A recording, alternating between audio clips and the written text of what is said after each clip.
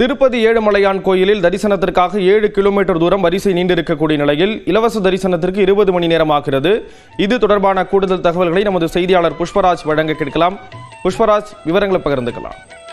ஸ்ரீராம், கோடை விடுமுறை காலமாக திருப்பதி மலைக்கு வரும் பக்தர்கள் எண்ணிக்கை நேற்று முதல் வெகுவாக அதிகரித்து காணப்படுகிறது.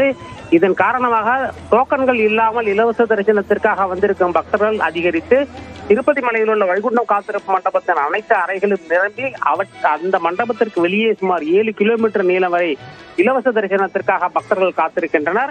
இதன் காரணமாக தற்போது வரும் பக்தர்கள் சுமார் 20 மணி நேரம் கழித்து சென்ற பின்னர் மட்டுமே ஏழுமலையான இலவசமாக வழிபட முடியும் என்ற நிலை ஏற்பட்டுள்ளது.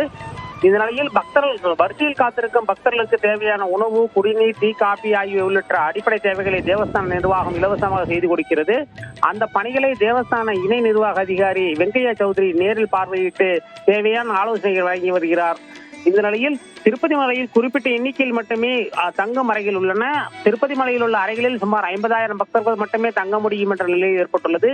எனவே ஏராளமான பக்தர்களுக்கு தங்கும் அறைகள் தங்குவதற்கு அறைகள் கிடைக்காமல் திண்டாடி வருகின்றனர். ஸ்ரீராம், தகவல்களை வழங்கியதற்கு நன்றி புஷ்பராஜ்.